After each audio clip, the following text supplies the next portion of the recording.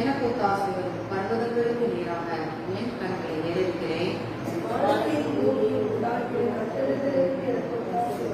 உன் கால் தகடத்தால் உன்னை காக்கிறது உறங்கார். கர்த்தர் உன்னை காக்கிறவர். கர்த்தர் வலது பக்கத்திலே உனக்கு நிழலாய் இருக்கிறார். கர்த்தர் உன்னை எல்லா தீங்கிலிருந்து காப்பார். அவர் உன் ஆத்மாவை காப்பார். கர்த்தரும் கோட்டையும் என்னதையும் காப்பார். அவர் நமது கொள்வோம். சங்கீதம் 121 சங்கீதக்காரன் எல்லாரும் இப்படியாக சொல்கிறார். எனக்கு ஒத்தாசை வரும் பர்வதங்களுக்கு நீராக என் கண்களை ஏறெடுக்கிறேன் என்று சொல்லுவதை குறித்து நாம் பார்க்கிறோம். பர்வதத்துக்கு நேராக என்னுடைய கண்களை நான் ஏறெடுக்கிறேன் என்று சொல்லி தாவீது சொல்கிறார். அங்கே சங்கீதம் 125 2வது வசனத்திலே சொல்லப்பட்டிருக்கிறது, பர்வதங்கள் எருசலேமை சுற்றிலும் இருக்குமா போல் கர்த்தர் இந்த ரெண்டடைக்கும் தம்முடைய ஜனத்தை சுற்றிலும் இருக்கிறார். எப்படி பர்வதங்கள் எருசலேமை சுற்றி இருக்கிறதோ, எருசலேம் தேசத்திற்கு நகரத்திற்கு ஒரு பாதுகாப்பாய் அந்த பர்வதங்கள் இருக்கிறதோ, அதே போல தேவ ஜனங்கள் மேல் கர்த்தராகிய இயேசு கிறிஸ்து பர்வதத்தை போல அவர்களை சுற்றிலும் இருந்து அவர்களை பாதுகாக்கிற தேவனாய் இருக்கிறார். அப்போ நாம் ஆராதிக்கிற தேவன் நமக்கு ஒரு பர்வதத்தை போல பாதுகாப்பானவராய் அடைக்கலமானவராய் என்ன செய்கிறார்? அவர் இருக்கிறார். தாவீது சொல்கிறார், எனக்கு ஒத்தாசை வரும் பர்வதங்களுக்கு நேராக. ஒத்தாசை எங்கிருந்து வரும் என்பதை தாவீது அறிந்து கொண்டார். கர்த்தரிடத்திலிருந்து தான் எனக்கு என்ன செய்யும்? ஒத்தாசை வரும் என்கிறதை அவன் நன்றாக அறிந்தவனாய் இருந்தபடினால் நான் சொல்கிற காரியம், நான் பர்வதத்துக்கு நேராக நான் என்ன செய்கிறேன்? ஏறெடுக்கிறேன். பரிசுத்த பர்வதத்துக்கு நேராக நான் ஏறெடுக்கிறேன். என் கண்களை நான் ஏறெடுக்கிறேன் என்று சொல்லி அவன் சொல்கிறான். இன்றைக்கு தேவனுடைய பிள்ளைகளே, நம்முடைய கண்கள் யாரை நோக்கி கொண்டிருக்கிறது? நாம் எதை ஏறெடுத்து பார்க்கிறோம்? அப்ப பாருங்க, கர்த்தரை நோக்கி நாம் என்ன செய்ய வேண்டும்? நோக்கி பார்க்க வேண்டும்.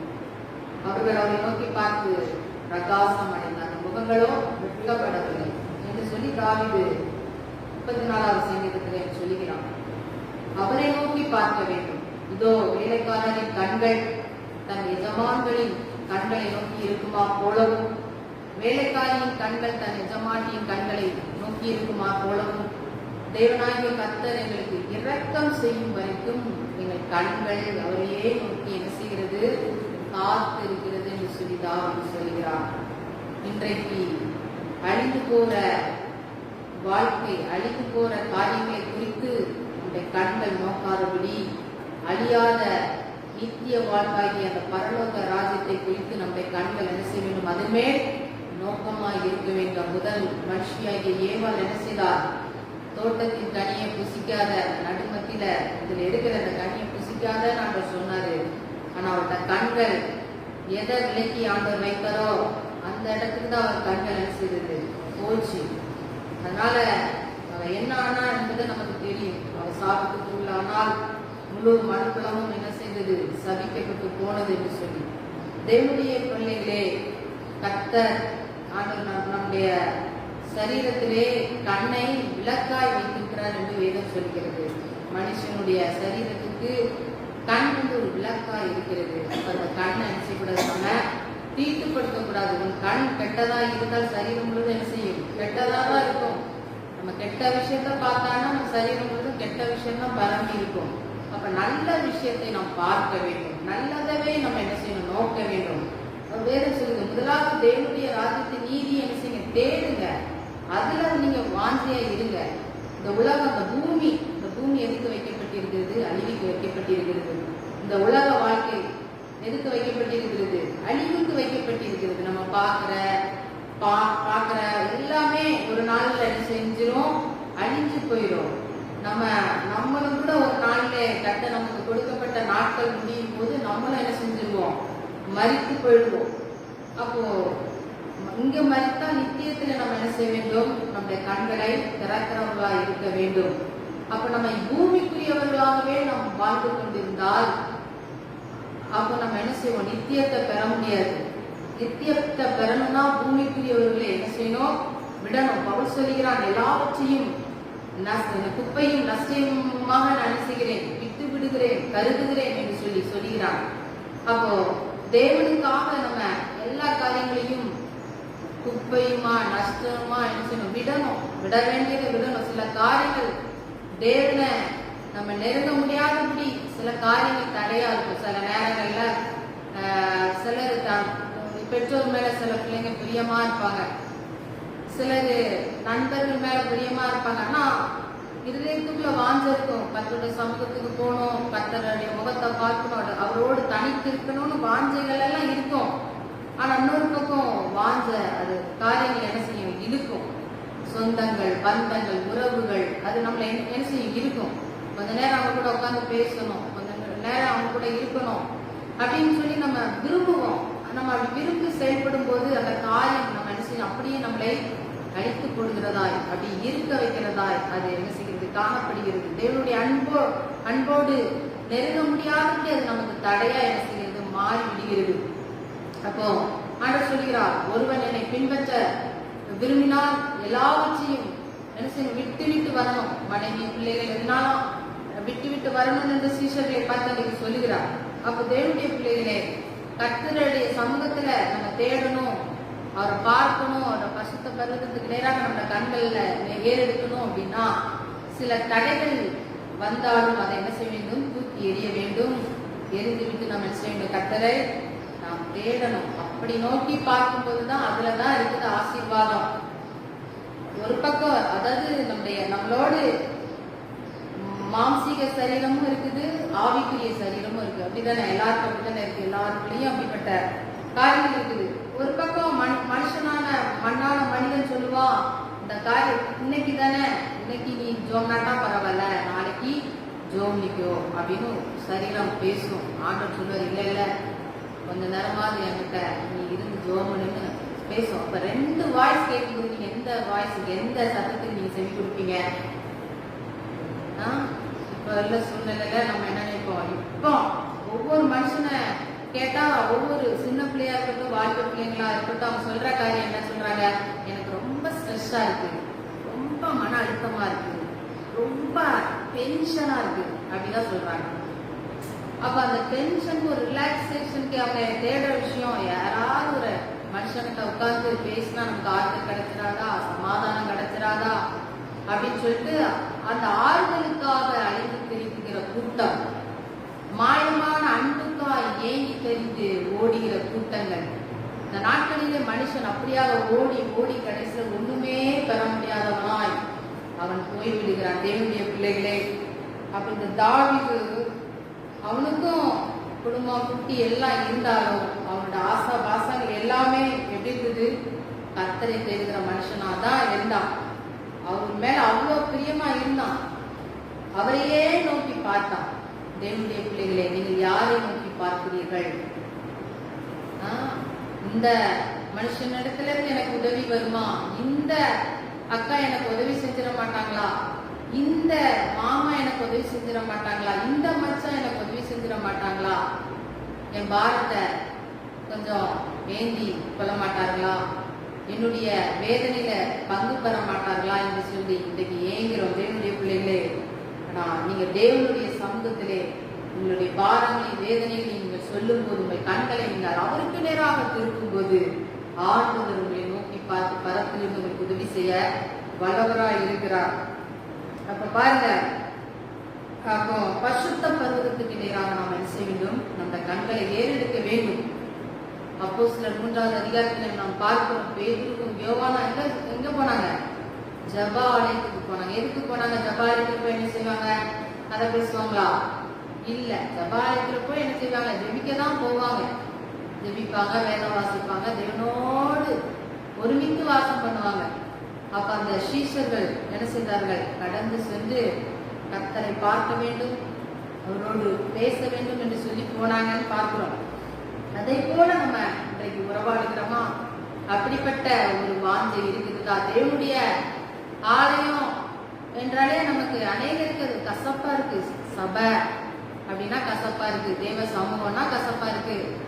இதே இது உலக பேச்சு, உலக சம்பாசனை, அப்புறம் சிரிப்பு, கேலி, கூத்து, அதெல்லாம் நம்ம என்ன செய்யறோம், இன்ட்ரெஸ்டா இருக்கிறோம், அது நமக்கு பிடிக்குது. ஆனா தேவ சமூகம், ஜபம் அப்படின்னா அநேகருக்கு என்ன செய்யறதுல பிடிக்கிறது இல்லை.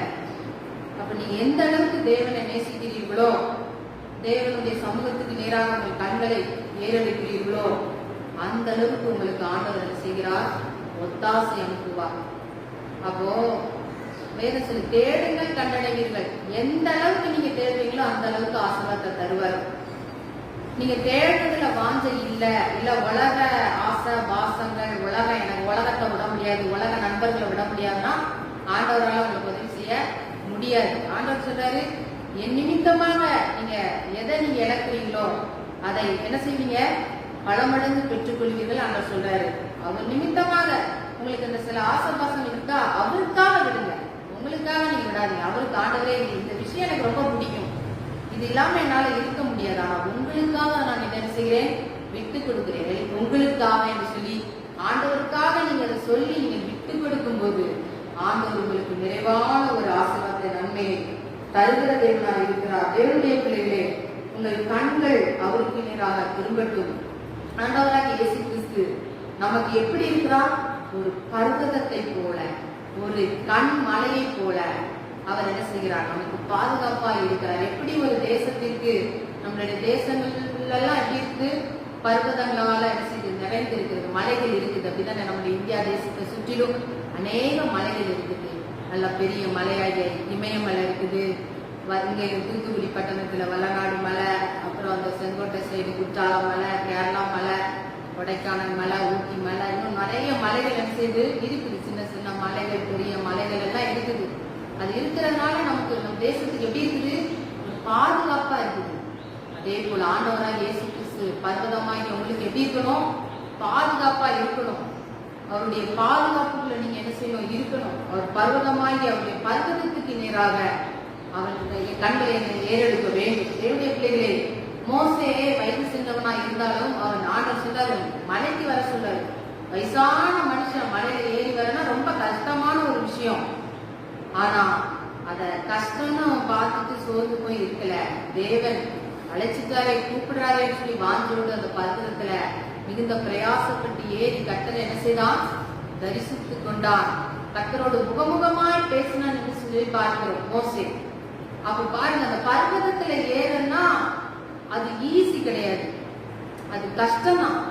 1 மணி நேரம் தேவனுடைய சமூகத்துல நம்ம உட்காரணும்னா நமக்கு கஷ்டம் தான், அது கஷ்டமா தான் இருக்கும். உட்காரணும், வயதாயிட்டுனா, வயது மூப்பு வந்துருச்சுன்னா என்ன செய்யும், கை வலிக்கும், கால் வலிக்கும், முட்டி வலிக்கும், சமயத்துல தூக்கம் வரும், பலவீனம், சரீரங்கள் பலவீனம். ஆனா அந்த காரியத்தை செய்யும்போது கொஞ்சம் கஷ்டமா தான் இருக்கும். ஆனாலும் இந்த பலவீனத்தை கர்த்தருடைய சமூகத்திலே வைத்துவிட்டு நம்ம இருக்கும்போது அவருடைய பலன் நமக்கு இறங்கி அந்த பலவீனங்கள் எல்லாம் மாறி அவருடைய பலனை கற்று நம்மளை பலப்படுத்துகிற தேவனா இருக்கிற தேவனுடைய பிள்ளைகளே.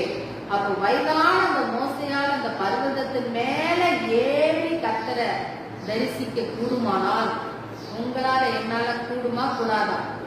நம்மளை போயிட்டு உங்களை ஒவ்வொருவரையும் சொல்லி நீங்க போய் இந்த இமயமலையில போய் ஏறிட்டு வாங்கன்னா ஏறி தருவீங்களா? முடியுமா? உங்களால முடியுமா? முடியாது. இங்க இருந்து அங்க இருந்து வீட்டுக்கு இங்க இருக்கிற சர்ச்சைக்கு வர்றதுக்கு நமக்கெல்லாம் என்ன இருக்கு, கால் வலிக்குது, முட்டி வலிக்குது. இன்னைக்கு சொல்ற காரியம் எல்லா சின்ன பிள்ளைங்க கூட அவங்க சொல்றாங்க, எனக்கு முட்டி வலிக்குது, கால் வலிக்குதுன்னு. அந்த நாட்கள்ல அப்படிப்பட்ட பலவீனம் இல்லை. ஆனா அந்த நாட்களில் அப்படிப்பட்ட பலவீனம் யாருக்குனாலும் இருக்குது. என்னுடைய பிள்ளைகளே, அப்படிப்பட்ட ஒரு பெரிய விஷயத்தை நம்மிடத்துல சொன்னோம் என்றால் நம்மளால செய்வது கடினம். ஆனா தேவனுடைய சமூகத்துல நம்ம அமர்ந்திருந்து ஜெபிப்பது அது கொஞ்சம் ஈஸி தான். அமர்ந்திருந்து கர்த்தரை நோக்கி நம்ம பார்க்கறதுல, அவரோடு பேசுறதுல, அவரோடு பழகுறதுல, அவரோடு நடக்கிறதுல, அவரை நேசிக்கிறதுல நம்ம பழகி கொண்டால் கர்த்தர் வானத்தின் பலகனியை திறந்து இடம் கொள்ளாமல் போக மட்டும் நான் உன்னை ஆசீர்வதிப்பேன் என்று சொன்ன தேவன் அப்படிப்பட்ட ஆசீர்வாதத்தை தருவார். இன்றைக்கு அநேகரால ஏன் ஆசீர்வாதத்தை பெற்றுக்கொள்ள முடியல? நம்ம தேவ சமூகத்துல என்ன செய்ய முடியல, இருக்க முடியல, தேவனை நோக்கி பார்க்க முடியல. நம்முடைய கண்கள் எல்லாம் எப்படி பார்க்கிறது? குறையாதான் நம்ம பார்க்கிறோம், நிறைவே நம்ம பார்க்க மாட்டேங்கிறோம். எந்த இடத்துல ஓட்டை இருக்குது, எந்த இடத்துல மைனஸ் இருக்கு, அதைத்தான் நம்ம என்ன செய்யறோம், பார்க்கிறோம். நிறைவான தேவன் நம்ம வாழ்க்கையில எத்தனையோ நன்மைகளை செஞ்சிருப்பாரு, அதெல்லாம் நம்ம நினைக்கவே மாட்டோம், அதை பத்திலாம் யோசிக்க மாட்டோம். ஆனா நம்ம பாக்குற காரியம் ஏதாவது ஒரு விஷயத்த அந்த தாமதிக்கும் போது அது செயல்படாமல் இருக்கு. அதே தான் நம்ம என்ன செய்வோம், சொல்லுவோம், என் வாழ்க்கையில இது நடக்கலையே, கர்த்தர் எனக்கு இது செய்யலையே. அதே தான் நம்ம பார்ப்போம். இது நாள் வரை நம்மளை நடத்தி வந்த அந்த தேவனை, அப்ப எப்படிப்பட்ட சிச்சுவேஷன்லாம் ஆண்டவர் நமக்கு உதவிகள் எல்லாம் செஞ்சாரு, அதெல்லாம் நம்ம நினைச்சு பார்க்காதபடி ஏதோ ஒரு சில காரியங்கள் ஆண்டவர் நமக்கு தாமதித்து கொண்டு இருக்கிற அந்த காரியத்தை நினைத்து கொண்டு நாம் என்ன செய்கிறோம், வேதனைப்பட்டு கொண்டு இருக்கிறோம். அப்படி இல்லாதபடி நம்ம கண்களை கர்த்தரை நோக்கி ஏறெடுக்கும் போது ஆண்டவர் நிச்சயமாகவே விரிவான பலனை ஆண்டவர் தருவார். அப்போ நம்ம கண்கள் கர்த்தரை நோக்கி என்ன செய்ய இருக்க வேண்டும். புதிய மாதத்துக்குள்ளே வந்திருக்கிற தேவனுடைய பிள்ளைகளே, நம்முடைய கண்கள் ஆண்டவரை நோக்கி காத்திருப்பதாக, நம்முடைய ஆசீர்வாதங்களுக்காக, நம்முடைய நன்மைகளுக்காக, நம்முடைய தேவைகளுக்காக, நம்முடைய சுகத்துக்காக, நம்முடைய பலத்துக்காக நம்ம என்ன செய்யணும், கர்த்தரை நோக்கி பார்க்கணும். நம்ம பூமியில வாழணும்னா கர்த்தருடைய கிருபை இருந்தாதான் என்ன செய்ய முடியும், வாழ முடியும். ஆகவே அப்படிப்பட்ட காரியங்களை நம் தேவனுடைய சமூகத்திலிருந்து நாம் பெற்றுக்கொள்ள வேண்டும். பிள்ளைகளே, அப்ப தாவீது சொல்லுகிறான், வானத்தின் பூமி உண்டாகும் கர்த்தரிடத்திலிருந்து எனக்கு ஒத்தாசை வரும் என்று அவன் கான்பிடண்டா என்ன செய்கிறான், சொல்லுகிறான். நம்ம விசுவாசம் அந்த இடத்துல சொல்றான், அவரிடத்திலிருந்து எனக்கு என்ன வரும், ஒத்தாசை வரும்.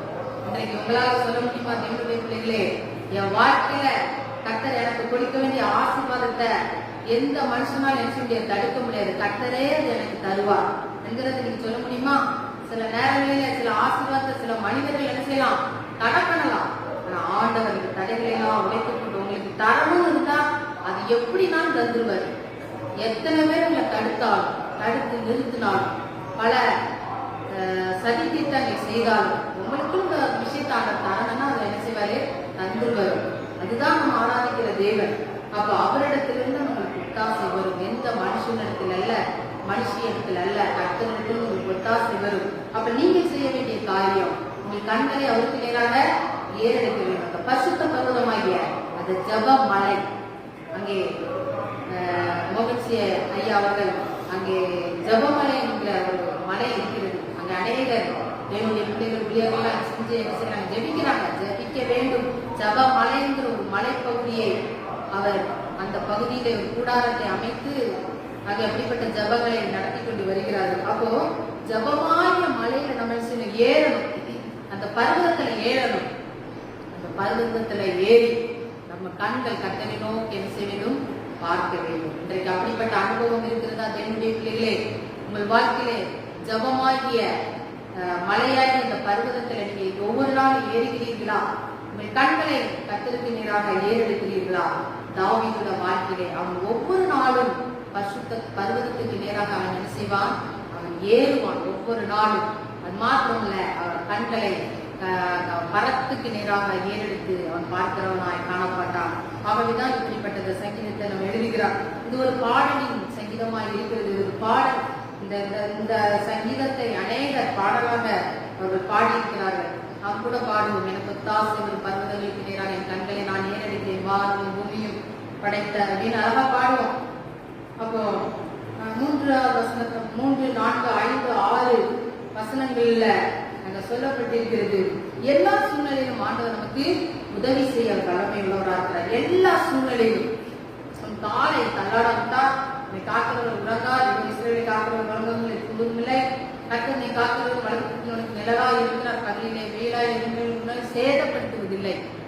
அப்ப இப்படிப்பட்ட எல்லா சூழ்நிலையிலும் ஆண்டவர் எந்த சேதம் இல்லாதவரை பாதுகாக்கிற தேவனாய் இருக்கிறார். அன்றைக்கு இஸ்ரவேல் ஜனங்கள் அவர்கள் பிரயாணமாய் போகும்போது ஆண்டவர் என்ன செய்தார், பிரயாணங்களை பாதுகாத்தார்.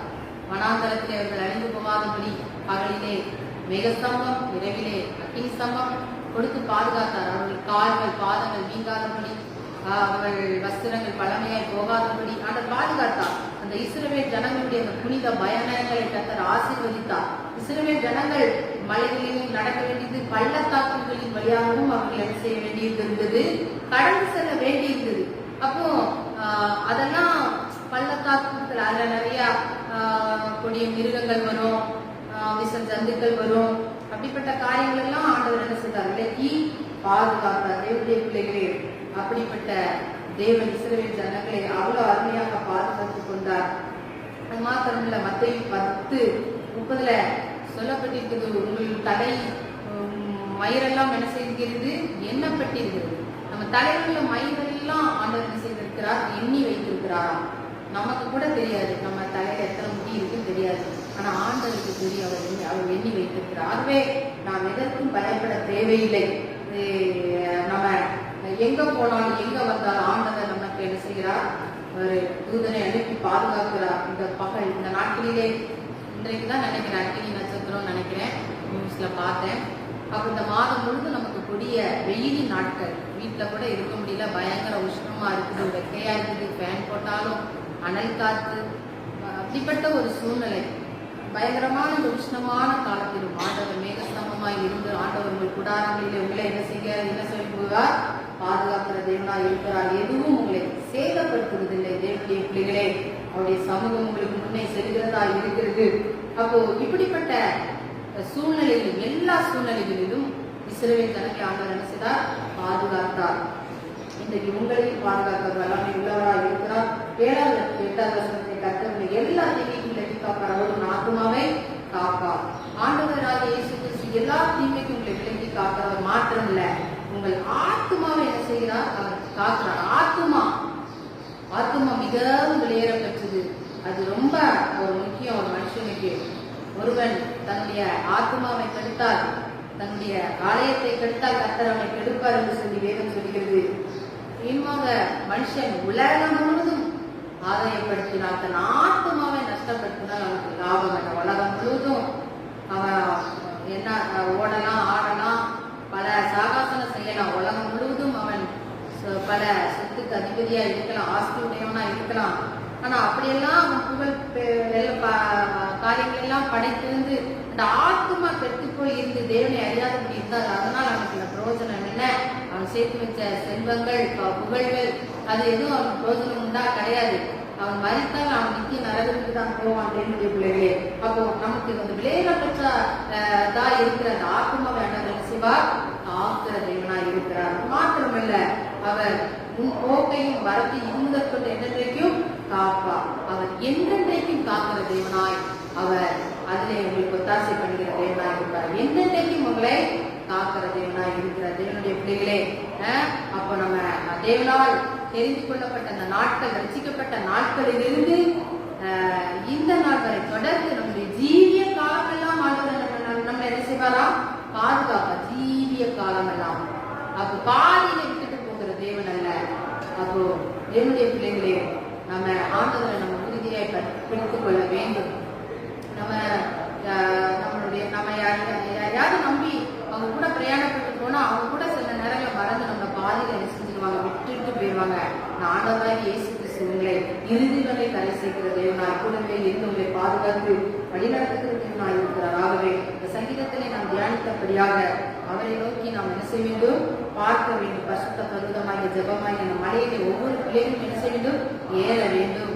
கர்த்தருடைய சமூகத்தில் கண்களை ஏறி இருக்கும்போது ஆண்டவர் தொடர்ந்து சொல்லப்பட்ட இந்த ஆசீர்வாதங்களை எல்லாம் கர்த்தர் உங்களுக்கும் உங்கள் குடும்பத்திற்கும் கர்த்தர் கொடுத்து அவர் நிறைவாய் ஆசீர்வதிக்க வல்லமை உள்ளவராய் இருக்கிறார். கர்த்ததாமே இந்த வசனங்களை ஆசீர்வதிப்பார். எத்தனை பேர் சந்தோஷமா இருக்கிறீர்கள்? வாசிங்கள் சங்கீதம் 34:5 வசனத்தை வாசிக்க பார்க்கலாம். சங்கீதத்தின் புஸ்தகம் 34:5 வாசிங்க. அவர்கள் அவரை நோக்கி பார்த்து பிரகாசம் அடைந்தார்கள். அவர்கள் முகங்கள் வெட்கப்படவில்லை. ஆமென். சேர்ந்து மூன்று முறை வாசிப்போம். சங்கீதம் 34:5 எல்லாம் சேர்ந்து வாசிங்க. அவர்கள் அவரை நோக்கி பார்த்து பிரகாசம் அடைந்தார்கள். அவருடைய முகங்கள் வெட்கப்பட்டு போவதில்லை. இரண்டாவது முறை அவர்கள் அவரை நோக்கி பார்த்து பிரகாசம் அடைந்தார்கள். அவர்கள் முகங்கள் வெட்கப்பட்டு போவதில்லை. இன்னொரு முறை அவர்கள் அவரை நோக்கி பார்த்து பிரகாசம் அடைந்தார்கள். அவருடைய முகங்கள் வெட்கப்பட்டு போவதில்லை. ஒரு அல்லேலூயா சொல்லுங்க. 5வது மாதத்திலே நாம் வந்திருக்கிறோம். ஒரு அல்லேலூயா சொல்லுங்க. அல்லேலூயா. இந்த மாதத்திலே தேவன் நமக்கு கொடுக்கிற வாக்குத்தத்தம், அவர்கள் அவரை நோக்கி பார்த்து பிரகாசம். யார் அந்த அவர்கள்? நாம. ஒரு அல்லேலூயா சொல்லுங்க. அல்லேலூயா. நாம ஆண்டவரை நோக்கி பார்த்து பிரகாசம் அடைந்தார். அல்லேலூயா. சங்கீதக்காரனுக்கு தாவீது இந்த சங்கீதத்தை எப்போ எழுதுகிறான்? அவன் அபிமெலேக்கு முன்பதாக தேசம் மாறின போது அவனால் துரத்தி விடப்பட்டகையில் பாடின சங்கீதம். அல்லேலூயா. சவுலுடைய கொடுமை தாங்க முடியல. சவுல் தாவீதை கொலை செய்ய நினைக்கிறான். இது நிமித்தமாக பெலிஸ்திய தேசத்திலே யாரை கொலை செய்தானோ, கோலியாத் என்கிற மாவீரனை கொலை செய்த அந்த பெலிஸ்தியருடைய தேசத்திலே தாவீது போய் லஞ்சம் உண்கிறான். அவர்கள் சொல்கிறார்கள், இவன் தாவீது அல்லவா, இவன் அல்லவா நம்முடைய மாவீரனாகிய கோலியாத்தை கொன்றவன். இன்னைக்கு இந்த சத்துருவை நம்முடைய கையிலே கர்த்தர் ஒப்பு கொடுத்தாரே என்று சொல்லும் போது அவன் சொல்லுகிறான், நான் அல்ல அது என்று சொல்லி அவர்கள் முன்பதாக பைத்தியக்காரனை போல அவன் என்ன செய்கிறான், அங்கே வேஷம் மாறுகிறான். அப்பொழுது அவன் சொன்ன காரியம் என்ன? அவர்கள் அவரை நோக்கி பார்த்து என்ன செய்தார்கள்? பிரகாசமையினர்.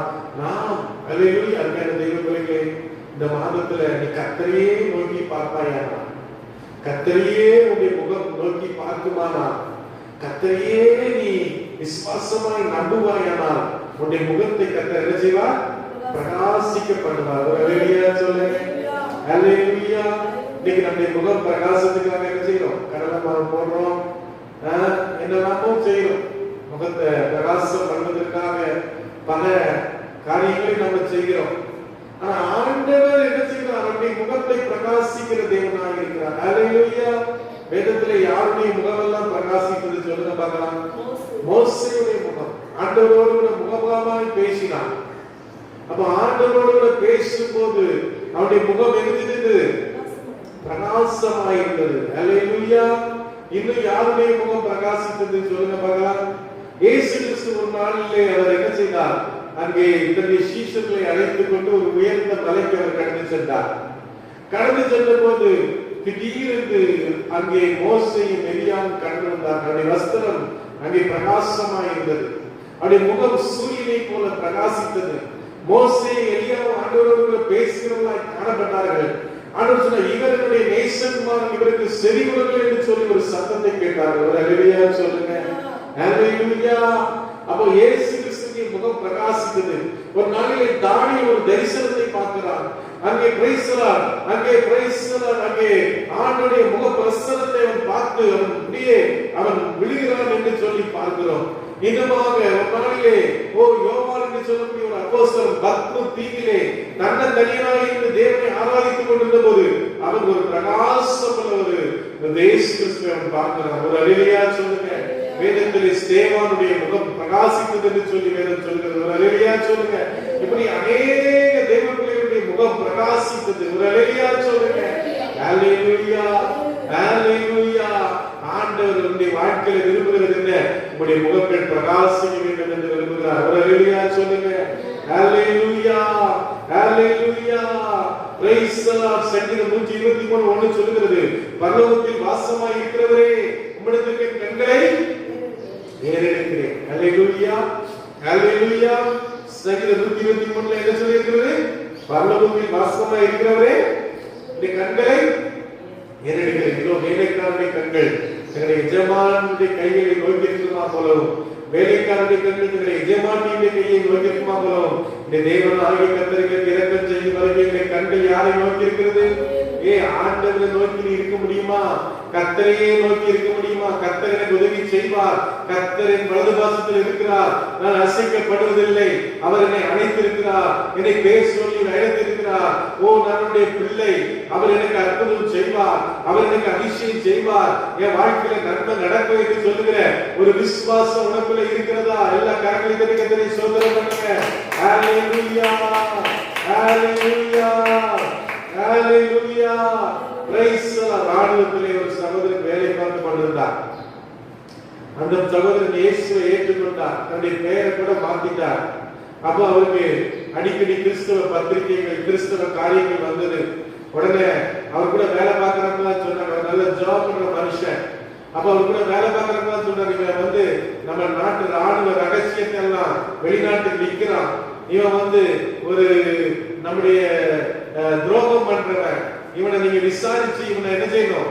இவனை ஜெயில போட்டுணும், இவனை கொலை செய்யணும்னு சொல்லி எல்லாரும் சொன்னாங்க. அப்போ அவருடைய அங்க ராணுவ அதிகாரிகள் பேசுறாங்க. அவருக்கு அவர் கொஞ்சம் படிச்சவர் தான், ஹிந்தி கூட அவருக்கு அதிகமா தெரியாது. ஆனா அவர் ஹிந்தியில பேசுறத பார்த்துட்டு ஒரு மேல எந்த குத்தமும் இல்லைன்னு சொல்லி அவர் தலைவனாக மாற்றினார்கள். ஒரு அல்லேலூயா சொல்லுங்க. அல்லேலூயா. அவர் கூட இருந்தவங்க வெட்கம் உண்டாயிட்டு. வேதத்துல கூட தானியேலை குறித்து நான் வாசிக்கிறோம். தானியேல் அவர் ஜெபிக்கிற மனுஷனா காணப்பட்டான், ஆண்டவரை ஆராதிக்கிற மனுஷனா காணப்பட்டான். அவங்க கூட இருந்தவங்க சொல்றாங்க, தானியேல் இப்படி என்ன செய்யறான், ராஜாவை வணங்காம யாரையோ வணங்கிட்டு இருக்கிறான். தானியேல் அந்த காரியத்தை செஞ்சா இந்த காரியத்தை செஞ்சான்னு சொல்லி அவங்க மேல அடுத்தடுத்த குற்றங்களை சொன்னாங்க. ஆனா தானியேல் அதை குறித்து பயப்படல. அவன் எப்படி ஜெபிச்சானோ அதே போல அவன் ஜெபித்து கொண்டிருந்தான். ஒரு அல்லேலூயா சொல்லுங்க. நடந்த காரியத்தை அவனை கொண்டு சிங்க கெபியில போட்டாங்க. Praise lord. எல்லாரும் எதிர்பார்த்தாங்க தானியேல சிங்க சுக்கு நூறா கடிச்சு தின்றோம்னு சொல்லி எல்லாரும் எதிர்பார்த்துட்டு இருந்தாங்க. ஆனால் பிரைஸ் லார்ட். ராஜா வந்து சொன்னான், தானியேலே, தேவனுடைய குமாரனே, நீ ஆராதிக்கிற தேவனை தப்புவித்தாரா என்று சொன்ன போது, ஆம் ராஜாவே, நீ தப்புவித்தார். எல்லா கரங்களை சிங்கங்களுடைய வாழ்க்கையை தேவன் கட்டி போட்டார். ராஜா சொன்னா, யாரெல்லாம் தானியேலுக்கு விரோதமாய் பேசினார்களோ அவங்க எல்லாரும் இந்த சிங்க கபியில போடுங்க. ஒரு அல்லேலூயா சொல்லுங்க. யோவேல் 2:23 சொல்கிறது, நான் இஸ்ரவேலின் நடுவில் இருக்கிறவர் என்றும் நானே உங்கள் தேவனாகிய கர்த்தர் இல்லை என்று வேறொருவர் இல்லை என்று நீங்கள் அறிந்து கொள்வீர்கள். என் ஜனங்கள் ஒருபோதும் வெட்கப்பட்டு போவதில்லை. ஒரு அல்லேலூயா சொல்லுங்க. யாக்கோபுடைய வாழ்க்கையிலே பிரைஸ் லார்ட், தன்னுடைய சகோதரனை ஏமாற்றினான், தன்னுடைய தகப்பனை ஏமாற்றினான். யாக்கோபு என்றாலே ஏமாற்றுகிறவர், யாக்கோபு என்றாலே எத்தன், யாக்கோபு என்றாலே பிரைஸ் லார்ட் அவன் ஒரு நல்லவன் கிடையாது, அவன் ஒரு கெட்டவன் என்கிற பெயர் எடுத்தவன். அருமையான தேவ பிள்ளைகளே, ஒரு நாளிலே கர்த்தர் அவனை பார்த்து சொன்னார், யாக்கோபே, யாக்கோபே, நான் உன் கூட இருப்பேன். நீ ஏமாத்துறவனா இருக்கலாம், நீ கொல்லாதவனா இருக்கலாம், ஆனால் நான் உன் கூட இருப்பேன். ஒரு அல்லேலூயா சொல்லுங்க. அவன் மாமனை ஏமாற்றினான், மாமன் இவனை ஏமாற்றினான். வாழ்க்கையில் 20 வருஷம் ஒரு நரக வேதனை, ஒரு அடிமைத்தனம், ஒரு சிறையிருப்பு, ஒரு கண்ணீர், ஒரு துக்கத்துக்குள்ள அவன் கடந்து சென்றான். எல்லா கரங்களை கர்த்தரை சோதனை பண்ணுங்க. ஆனால் கர்த்தர் அவனை பார்த்து, பிரைஸ் யாக்கோபே, யாக்கோபே, ஆண்டவர் ஆபிரகாமை பார்த்து சொன்னார், உன் தகப்பன் வீட்டையும் உன் ஜனத்தையும் விட்டு போன்னு சொன்னார். ஆனால் அதே இடத்துக்கு கர்த்தர் இந்த யாக்கோபை ஒரு மிஷனரியாய் அனுப்பினார். எல்லா கரங்களை கர்த்தரை சோதனை பண்ணுங்க. யாக்கோபை ஊழியம் செய்து பிரைஸ் லார்ட் சோதர் லேயால் ராகேல் இதுவாக பிரைஸ் லார்ட் அங்கே அநேக பெண்களை எல்லாம் ரட்சிக்க கிட்டத்தட்ட 400 விசுவாசிகளை கொண்ட ஒரு சபையை உருவாக்கினார். எல்லா கரங்களை தட்டி கரங்களை தட்டி கரங்களை தட்டி ஒரு சாக்கா பாலா தீரா பாலா தீரா பாலா தீராபா. அருமையான தேவர்களே, அருமையான தேவர்களே, கர்த்தர் யாக்கோபை கொண்டு எந்த இடத்தை விட்டு எந்த கல்தைய தேசத்தை விட்டு ஆபிரகாம் வந்தானோ, எந்த பிரைஸ் விக்கிரகங்கள் நிறைந்த இடத்தை விட்டு ஆபிரகாம் வந்தானோ அதே இடத்திலிருந்து யாக்கோபை கர்த்தர் ஒரு ஊழியக்காரனாய் ஒரு மிஷனரியாய் அனுப்பி கர்த்தர் ஒரு பெரிய காரியங்களை செய்தார். எல்லா காரியங்களையும் கர்த்தரை சோதனை பண்ண. அல்லேலூயா. அவன் தன்னுடைய சகோதரனுக்கு பயந்திருக்கிறான். தன்னுடைய சகோதரனாகிய ஏசாத்தனை கொலை செய்து விடுவானோ, சில ஆண்டுகளுக்கு முன்பதாக அவனை ஏமாற்றினேனே, அவனுடைய ஆசீர்வாதத்தை பறித்து கொண்டனே, அவன் சேஷபுத்திர பாகத்தை பறித்து கொண்டனே, அவனை கொலை செய்து விடுவானோ என்று சொல்லி நடுங்கிக் கொண்டிருக்கும் போது யாக்கோபின் அருகிலே ஆண்டுடைய முகத்தை பார்த்தவன் உட்கார்ந்து கண்ணீரோடு போராடி ஜெபித்த போது கர்த்தர் செய்த காரியம் என்ன? இனி உன்னுடைய பெயர் யாக்கோபு எனப்படாமல் இனி இந்த பெயர் இஸ்ரவேல். ஒரு அல்லேலூயா சொல்லுங்க. நீ தேவனோடு மனுஷனோடு போராடி மேற்கொண்ட எல்லா காரியங்களையும் தட்டி கர்த்தரை ஸ்தோத்திரம் பண்ணுங்க. அருமையான தேவனே, இன்னைக்கு உன் பேர் சபிக்கப்பட்டவன் இருக்கலாம், நீ வழங்காதவன் இருக்கலாம், நீ உருப்படாதவன் இருக்கலாம், உன் தலைவி பிரைஸ் நீ என்னைக்குமே கஷ்டத்திலும் வேதனையிலும் இருப்பேன் என்று சொல்லி இருக்கலாம். ஆனா கர்த்தர் நீ உன் பேரை சொல்லுங்களா, நீ இஸ்ரவேல், நீ ஆசீர்வதிக்கப்பட்ட ஜனம், கர்த்தரால் தெரிந்து கொள்ளப்பட்ட ஜனம். இஸ்ரவேலே, நீ பாக்கியவான், கர்த்தரால் தெரிந்து கொள்ளப்பட்ட ஜனமே. உனக்கு ஒப்பானவன் யார்? உன் சத்துருக்கள் உனக்கு இச்சக பேசி அடங்குவார்கள். நீ அவருடைய மேடுகளை விதிப்பா. எல்லா கரங்களை தட்டி கர்த்தரை ஸ்தோத்திரம் பண்ணுங்க.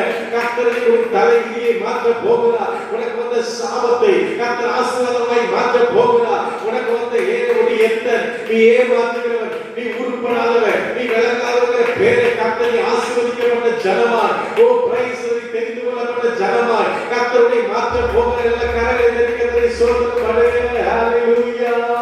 தேவ மகிமை இந்த இடத்துல இறங்கிக் கொண்டிருக்கிறது. தேவ வல்லமை இந்த இடத்துல இறங்கிக் கொண்டிருக்கிறது. ஹalleluya, ஹalleluya. வாசிங்கள் எபிரேயர் 12ஆம் அதிகாரம் 2ஆம் வசனத்தை வாசிக்க பார்க்கலாம். எபிரேயர் 12ஆம் அதிகாரம் 2ஆம் வசனத்தை நாம் வாசிப்போம். Price the Lord. எபிரேயர் 12:2 வசனத்தை வாசிங்க பார்க்கலாம். Price the Lord. அவர் தமக்கு முன் வைத்திருந்த சந்தோஷத்தின் பொருட்டு அவமானத்தை எண்ணாமல் தேவனுடைய சிங்காசனத்தில் வளர்ப்பது நிச்சயிக்கிறார். Price the Lord. அல்லேலூயா சொல்லுங்க. தனக்கு முன் என்ன இருந்துச்சு? சந்தோஷம் இருந்துச்சு. ஒரு அல்லேலூயா சொல்லுங்க. நீங்க உங்களுக்கு எனக்கு முன்பாக என்ன இருக்குது? சந்தோஷம் இருக்குது. ஒரு அல்லேலூயா சொல்லுங்க. இயேசு கிறிஸ்து சொன்னார், பிரைஸ் தி லார்ட். யோவான் 16 அதிகாரத்தில் அவர் சொல்லும்போது சொன்னார், சிறியானவள் பிள்ளையை பெறும்போது என்ன வேதனையோடு பெறுகிறார், அவன் கண்ணீரோடு பெறுகிறார். ஆனால் அந்த பெற்ற பிள்ளையை பெற்ற உடனே அவளுக்கு என்ன உண்டாகிறது? ஒரு சந்தோஷம் உண்டாகிறது, ஒரு மகிழ்ச்சி உண்டாகிறது. அதுக்காக தேவனுடைய நீங்க ஒரு வாழ்க்கையில துக்கம் இருக்கலாம், அவமானம் இருக்கலாம், ஏளனம் இருக்கலாம், பரிகாசம் இருக்கலாம், நீங்க இருக்கலாம். ஆனால் கர்த்தர் சொல்லுகிறார், உனக்கு நான் சந்தோஷத்தை வைத்திருக்கிறேன். ஒரு அல்லேலூயா சொல்லுங்க. என்னுடைய சந்தோஷத்தை நான் வைத்திருக்கிறேன், என்னுடைய சமாதானத்தை நான் வைத்திருக்கிறேன், என்னுடைய ஆசீர்வாதத்தை நான் வைத்திருக்கிறேன். உலகம் கொடுக்கிற பிரகாரமாய் அல்ல, உங்கள் இருதயம் பயப்படாமல் கலங்காமல் இருப்பதாக. அல்லேலூயா, அல்லேலூயா. தேவ பிள்ளைகளுக்கு கர்த்தர் என்ன வச்சிருக்கிறார்? சந்தோஷத்தை வச்சிருக்கிறார். ஓ பிரைஸ் மகிமையை வைத்திருக்கிறார். இயேசு கிறிஸ்துவின் வாழ்க்கையில அவரை அடித்தார்கள், அவரை உடைத்தார்கள், அவரை சிறுகளை அடைத்தார்கள், அவரை துப்பினார்கள், அவரை வேதனைப்படுத்தினார்கள். ஆனால் அவருக்கு தேர்ந்ததெல்லாம் எனக்கு சந்தோஷம் இருக்கிறது. ஓ பிதா என்னை வரவேற்கும்படியாக வாசலில் நின்று கொண்டிருக்கிறார். குமாரனாகிய கிறிஸ்து அங்கே பிரைஸ் பரிசுத்த ஆவியானவர் நின்று கொண்டிருக்கிறார். ஓ அந்த சிலுவை சிலுவை பாடுகளுக்கு பின்பதாக, ஓ மரணத்துக்கு பின்பதாக, இந்த மீட்புக்கு பின்பதாக எனக்கு எப்போதும் சந்தோஷம் தான். இனி இந்த நீட்டை வருவதில்லை, இனி இந்த அவமானம் வருவதில்லை, இனி இந்த துக்கம் வருவதில்லை. ஓ பிரைஸ் வாழ்க்கையில் எப்போதும் சந்தோஷம் தான். அல்லேலூயா சொல்லுங்க. இன்னைக்கு கர்த்தர் உங்களை சொல்லுங்க, உனக்கு சந்தோஷத்தை நான் வச்சிருக்கிறேன், ஓ உனக்கு மகிழ்ச்சி நான் வைத்திருக்கிறேன், உனக்கு ஆசீர்வாதத்தை நான் வைத்திருக்கிறேன், உனக்கு ஐஸ்வர்யத்தை நான் வைத்திருக்கிறேன் என்று சொல்லி ஆண்டவராகிய கர்த்தர் சொல்லுங்க. ஒரு அல்லேலூயா சொல்லுங்க. அல்லேலூயா. சங்கீதம் 97:11 வாசிக்க பார்க்கலாம். சங்கீதம் 97 அதிகாரம் 11 வசனத்தை வாசிக்கும்போது வாசிக்க பார்க்கலாம். Price the Lord. Price the Lord. சங்கீதம் 97:11 வாசிங்க. Price the Lord. ஸ்தோத்திரம். வெளிச்சமும் ஆண்டவர் சொல்லுங்க, உனக்கு என்ன இருக்குது? வெளிச்சம் இருக்குது. உனக்கு இருட்டு இல்ல, உனக்கு பிரைஸ் துக்கம் இல்ல, உனக்கு வெளிச்சம். ஒரு அல்லேலூயா சொல்லுங்க. வெளிச்சம். நீதிமானுடைய பாதை நடுப்பகல் வரைக்கும் பிரகாசிக்கிற சூரிய பிரகாசம் போல இருக்குமா? ஒரு அல்லேலூயா சொல்லுங்க. ஒரு பாதை உள்ள வெளிச்சமா இருக்குமா? நீ நடந்து போகிற பகுதி எல்லாம் வெளிச்சமா இருக்குமா? ஒரு அல்லேலூயா சொல்லுங்க. ஓ வெளிச்சத்திலே பிரைஸ் ஏசாயா 60 அதிகாரத்தில் சொல்லப்படுகிறது, ஒரு வெளிச்சத்திலே ராஜாக்கள் வருகிறார்கள், ஒரு வெளிச்சத்திலே அதிகாரிகள் வருகிறார்கள், ஒரு வெளிச்சத்திலே ஹல்லேலூயா பஞ்சாதி ஜனங்கள் வந்து, ஓ இவன் மேலே வெளிச்சம் இருக்கிறது, ஓ வெளிச்சம் எழுந்து பிரகாசிக்கிற மனுஷன். ஓ பிரைஸ் யோவானை குறித்து சொன்னார், அவர் எரிந்து பிரகாசிக்கிற விளக்கு. அல்லேலூயா சொல்லுங்க. ஆண்டவர் உனக்கு வெளிச்சத்தை வைத்திருக்கிறார். ஓ உனக்கு பிரைஸ் மகிழ்ச்சியை வைத்திருக்கிறார். அல்லேலூயா, அல்லேலூயா.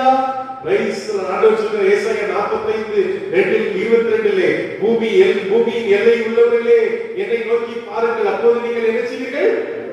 ரட்சிக்கப்படுவீர்கள். ஒரு அல்லேலூயா சொல்லுங்க. பூமியில் இருக்கிற ஜனங்கள் எல்லாரும் இயேசு அம்மாவை பார்த்துட்டா என்ன ஆகும் சொல்லுங்க பார்க்கலாம். அவர்களுக்கு ரட்சிப்பு உண்டாயிடும். அல்லேலூயா, அல்லேலூயா.